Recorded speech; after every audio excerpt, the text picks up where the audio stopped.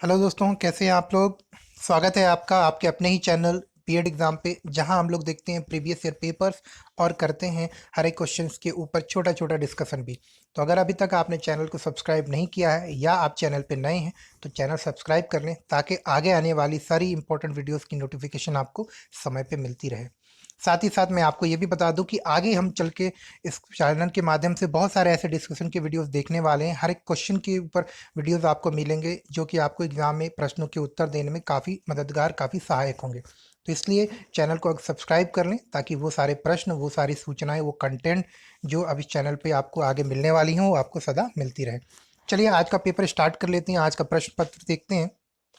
दोस्तों, आज का पेपर है बीएड एग्जामिनेशन 2016, फर्स्ट सेमेस्टर का पेपर है ये। पेपर थर्ड है, psychology of learner, learning and teaching. और हम लोग पहले खंड में चलते हैं। सेक्शन ए, खंड अ, जो कि होता है very short answer type questions का अति लघु उत्तरीय प्रश्न। यहाँ पे आपको कुल 10 प्रश्नों के उत्तर देने हैं। हर एक प्रश्न के लिए आपके 2 अंक निर्धारित हैं, और अधिकतम शब्द सीमा जिसमें आपको उत्तर देना है वो होता है 50 शब्दों का। तो पहला प्रश्न लेते हैं खंड अ से। डिफाइन टीचिंग, शिक्षण को परिभाषित कीजिए। प्रश्न संख्या 2 है, व्हाट इज इमोशनल इंटेलिजेंस, संवेगात्मक बुद्धि क्या है। प्रश्न संख्या 3 है, what is learning style, state with examples, अधिगम शैली या तरीका क्या है, उदाहरण सहित स्पष्ट करें। तो देखिए, अधिगम शैली का मतलब होता है कि चीज़ों को सीखने और समझने का व्यक्तिगत तरीका, यानी कि हर एक व्यक्ति का अपना अपना तरीका होता है चीज़ों को सीखने का। तो अधिगम शैली का मतलब यही होता है कि चीज़ों को कोई व्यक्ति किस तरह से सीखता है। तो अगर आप उदाहरण लें तो मैं आपको बताऊँ, एक कक्षा का उदाहरण दे सकते हैं आप यहाँ पे कि एक कक्षा में जो बच्चे होते हैं वो अलग-अलग परिवेश से आते हैं, अलग-अलग मानसिकता के होते हैं। तो ऐसे बच्चों को आप देखेंगे कि सीखने की जो क्षमता होती है अलग-अलग होती है, उनका तरीका भी अलग-अलग होता है। वो अलग-अलग तरीकों से अलग-अलग प्रकार से सीख पाते हैं। उदाहरण के लिए कुछ बच्चे जो है पढ़ने के लिए एकांत का वातावरण पसंद करते हैं, तो कुछ बच्चे समूह में पढ़ना पसंद करते हैं। कुछ बच्चे सीधे-सीधे शिक्षक द्वारा बताई गई चीज़ों का अनुसरण करना चाहते हैं, उसको पसंद करते हैं। तो कुछ बच्चों को रुचि होती है चीज़ों को अलग-अलग दृष्टिकोण से देखकर, अलग-अलग पुस्तकों से पढ़ के उस तरह से समझना। तो ये कुछ प्रमुख तरीके हैं जो कि आपके अधिगम शैली के प्रकार होते हैं। अगला प्रश्न है प्रश्न संख्या 4, differentiate between thinking and imagination, चिंतन व कल्पना में अंतर कीजिए। और प्रश्न संख्या 5 है, write the methods to develop memory, स्मृति के विकास के उपाय लिखें। दोस्तों, अगर आपको ये प्रश्न के उत्तर लिखने में कोई कठिनाई हो रही है, या फिर आपको लगे कि आपके इसके सटीक उत्तर नहीं मिल पा रहे हैं, तो आप मुझे कमेंट करके इनके उत्तर के लिए भी बोल सकते हैं। मैं बिल्कुल इसके उत्तर देने का प्रयास करूंगा, वो भी जल्द से जल्द, ताकि आपकी तैयारी निरंतर अच्छी प्रकार से चलती रहे। और अगला प्रश्न ले लेते हैं, प्रश्न संख्या 6, टीचर इज ऑल्सो को लर्नर, एक्सप्लेन इट, शिक्षक सह अधिगम करता भी है, इसकी व्याख्या कीजिए। तो साधारण रूप से लिख सकते हैं, देखिए इसका कि शिक्षक भी जब हमको पढ़ाते हैं, या जब शिक्षक अपने वर्ग में बच्चों को पढ़ाता है, तो जब वो पहली क्लास में आता है तो उसने के दिमाग में बच्चों के प्रति एक अलग दृष्टिकोण होता है। वो बच्चों को जो सिखाना चाहता है, उसके दिमाग में पहले से वो एक खाका तैयार होता है। परंतु जैसे जैसे वो अपनी क्लास को आरंभ करता है, वर्ग में बच्चों को पढ़ाना शुरू करता है, धीरे धीरे जब वो हर एक बच्चे के व्यक्तित्व से परिचित होता है, तो धीरे धीरे उसको समझ में आता है कि क्या आवश्यक है, या उसकी शैली में क्या आवश्यक बदलाव करने चाहिए, जो कि हर एक व्यक्ति या हर एक बच्चा जो कि उनके वर्ग में पढ़ रहा है, उसको शिक्षण के अधिक से अधिक लाभ पहुँचे। तो इस तरह से शिक्षक भी समय के साथ में अपनी अधिगम शैली या शिक्षण के माध्यम या शिक्षण के साधनों या शिक्षण के तरीके में बदलाव करता है। वो भी नित्य नए प्रयास, नित्य नए प्रयोग करता है अपने शिक्षण शैली में, जो कि उसकी शिक्षण की प्रक्रिया या शिक्षण शैली को और बेहतर करती रहती है। इस तरह से शिक्षक भी एक सह अधिगमकर्ता का कार्य करता है, या सह अधिगमकर्ता होता है। प्रश्न संख्या 7 है, differentiate between growth and development, वृद्धि व विकास में अंतर कीजिए। तो सामान्य सा अंतर वृद्धि के और विकास में ये होता है कि वृद्धि का अंत होता है कोशिकाओं में वृद्धि। आपके वजन, लंबाई, चौड़ाई, भार में जो वृद्धि होती है उसे वृद्धि यानी कि ग्रोथ कहते हैं। इसको हम सामान्य रूप से वृक्षों में, पशु पक्षियों में, हमारे मनुष्यों में, सबके बीच में देखते हैं। तो जो समय के साथ में जो कोशिकाओं की ग्रोथ होती है, कोशिकाओं में वृद्धि के कारण जो चीज़ें बदलाव आती हैं, उसे वृद्धि कहते हैं। विकास का अंतर मात्र वृद्धि से नहीं है, विकास के अंदर ही वृद्धि समाहित होता है। यानी कि जब वृद्धि होती है उसके साथ साथ विकास भी होता है। विकास वृद्धि से एक बड़ा तत्व है, बड़ा एक शब्दावली है। इसके अंतर्गत वृद्धि के कई आयाम होते हैं। उदाहरण के लिए शारीरिक और जो हमारी कोशिकाओं में बदलाव होता है, जो उनमें बड़ापन होता है या उनमें विकास होता है, वो तो होता ही होता है। साथ ही साथ संवेगात्मक, संज्ञानात्मक, व्यक्तित्व का विकास, भाषा का विकास, हमारा सामाजिक विकास, ये इस तरह के जो विकास होते हैं, ये भी विकास के अंदर आते हैं। और जैसे जैसे वृद्धि होती है, साथ ही साथ विकास का भी आयाम बढ़ता चला जाता है। तो विकास जो है आपको देखने कई बार उसके एकदम से आप उसको देख नहीं सकते, लेकिन उसकी जो प्रभाव होते हैं वो आपको देखने को मिलते हैं, क्योंकि विकास के द्वारा आप नित्य नए कौशल, नित्य नए गुणों से आप अपने आप को सजाते हैं। आपको वो गुण मिलते जाते हैं, जो कि आगे चल के आपके जीवन के आधार को मजबूत करता है। अगला प्रश्न है प्रश्न संख्या 8, right the characteristics of behavioural objective, व्यवहार परक उद्देश्य की विशेषताएं लिखिए। प्रश्न संख्या 9 है, व्हाट इज एंटरिंग बिहेवियर, प्रविष्टि व्यवहार क्या है। प्रश्न संख्या 10 है, explain the level of teaching, शिक्षण स्तर की व्याख्या कीजिए। तो दोस्तों यहाँ पे हमारा खंड अ समाप्त होता है। अब चलते हैं सेक्शन बी यानी खंड ब की तरफ, जो कि होता है शॉर्ट आंसर टाइप क्वेश्चन। यहाँ पे कुल करने होते हैं आपको 5 प्रश्न, और हर एक प्रश्न के लिए जो है आपके 8 अंक निर्धारित होते हैं। और उत्तर देने के लिए आपके पास जो अधिकतम शब्द सीमा है वो होती है 200 शब्दों की। तो आइए पहला प्रश्न ले लेते हैं। पहला प्रश्न है, state the role of student in teaching learning process, शिक्षण अधिगम प्रक्रिया में छात्र की भूमिका बताइए।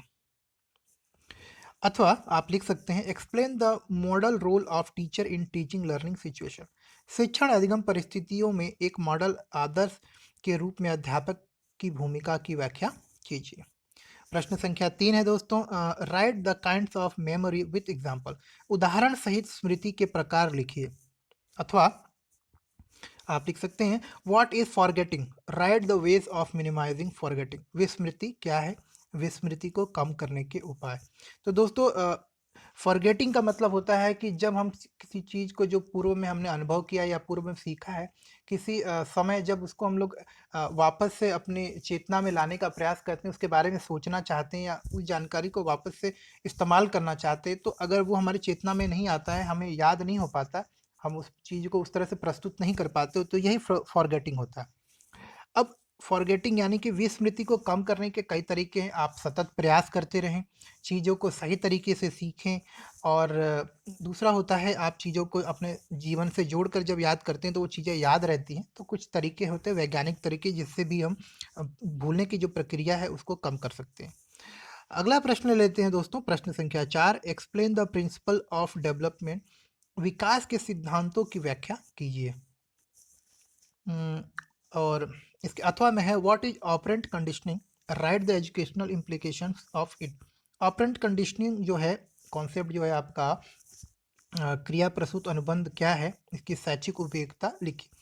तो क्रिया प्रसूत अनुबंध जो है बीएफ स्किनर द्वारा दिया गया था। जो बीएफ स्किनर द्वारा जो ये अनुबंध दिया गया, इसके अंतर्गत उनका कहना होता है कि कोई भी व्यक्ति कोई भी चीज़ सीख सकता है जब वो उसका सतत प्रयास करे, और जो चीज़ें सीखता है उसमें अपने नए अनुभवों को बीच में लाकर उनसे पुराने अनुभव में बदलाव करके सही तरीके से नई नई चीज़ें सीखता है, तो वो कोई भी चीज़ सीख सकता है, लेकिन प्रयास करके, पुनरावृत्ति करके उन चीज़ों को और सुदृढ़ तरीके से समझता है और सीखता है।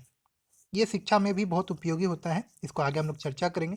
इन सारे क्वेश्चंस के उत्तर मैं आपको आगे अगले वीडियोस में दूंगा, तो आप बिल्कुल भी टेंशन ना लें। चैनल अगर आपने सब्सक्राइब कर लिया है तो वे नोटिफिकेशन आपको मिल जाएगा।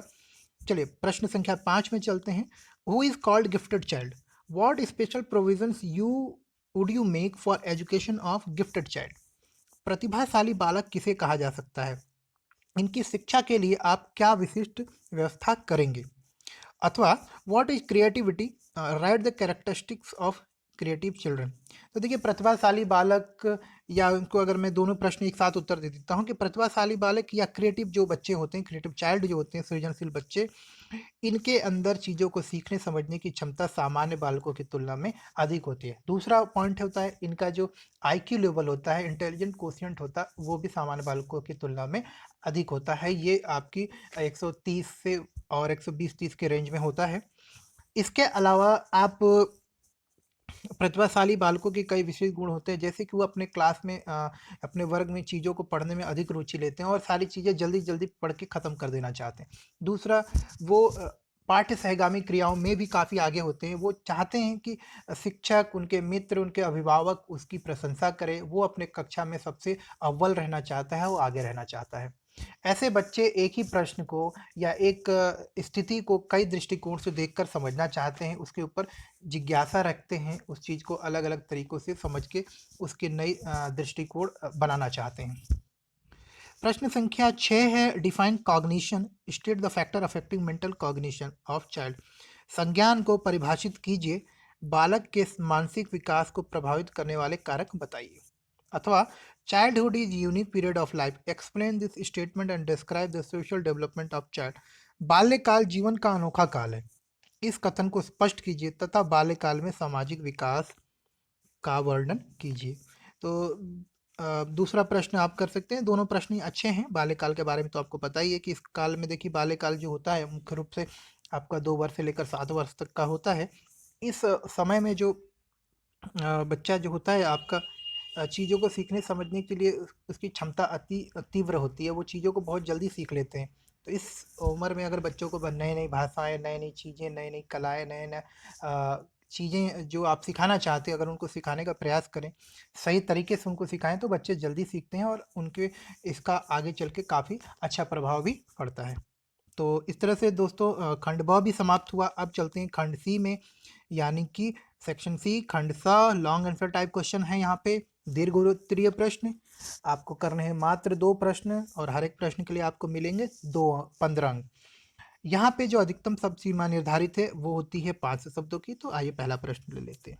पहला प्रश्न है प्रश्न संख्या 7, adolescence is a period of great storm and strike, discuss this statement by Stanley hall. किशोरावस्था बड़े संघर्ष, तनाव तनाव तूफान और विरोधों की अवस्था है। स्टेनले हॉल के इस कथन का विवेचन कीजिए। अगला प्रश्न है मित्रों, प्रश्न संख्या 8, व्हाट इज पियाजे theory of cognitive development, explain its educational utilities. पियाजे का संज्ञानात्मक विकास का सिद्धांत क्या है, इसकी शैक्षिक उपयोगिता बताइए। प्रश्न संख्या 9 है, explain Thorndike theory of learning, right the educational implication of Thorndike theory of learning. Thorndike के सीखने के सिद्धांत की व्याख्या कीजिए। थॉर्नडाइक के सीखने के सिद्धांत की शैक्षिक उपयोगिता लिखिए। तो दोस्तों थॉर्नडाइक ने जो सीखने की प्रक्रिया दी थी उसको समाज के सामाजिकरण की प्रक्रिया से जोड़ते हुए दिखाया था, और इसके ऊपर आप अच्छे से लिखें और इसके ऊपर मैं आगे चर्चा करूंगा आने वाले वीडियोस में। तो आप अब बिल्कुल भी टेंशन ना लें, ये सारे प्रश्न आपको दिखने वाले हैं। अगला प्रश्न है, what is thinking, discuss the different type of thinking with example. चिंतन क्या है, चिंतन के विभिन्न प्रकारों का उदाहरण सहित स्पष्ट कीजिए। और आखिरी प्रश्न है प्रश्न संख्या 11, define intelligence, explain Gardner theory of multiple intelligence. तो बुद्धि क्या है, बुद्धि की परिभाषा यहाँ लिखनी है और गार्डनर के बहुबुद्धिवाद सिद्धांत की यहाँ पे व्याख्या करनी है। देखिए गार्डनर ने बोला कि व्यक्ति के अंदर कोई एक प्रकार की जो बुद्धि नहीं होती है, हर व्यक्ति के अंदर अलग अलग प्रकार की बुद्धि विशेष होता है, जो किसी में ज़्यादा होता है किसी में कम। बुद्धि को उन्होंने 8 प्रकारों में बांटा है, और वो सारे प्रकार जो होते हैं, जैसे उदाहरण सहित मैं आपको बताऊं कि कुछ लोगों में आपके लिटरेरी बुद्धि होती है, यानी कि कुछ लोगों में प्रकृति संबंधी बुद्धि है, तो कुछ लोगों में खेल संबंधी बुद्धि होती है। तो इस तरह से बुद्धि को उन्होंने 8 प्रकार से बाँटा है, और यहाँ से आप इस तरह के आप 8 प्रकारों को लिखें यहाँ पे, और सारे प्रकार को थोड़ा-थोड़ा एक्सप्लेन कर देंगे, तो यहाँ पे आपको 15 में से 15 मिलने की पूरी संभावना है, क्योंकि ऐसे प्रश्न आपको पूरे अंक देते हैं।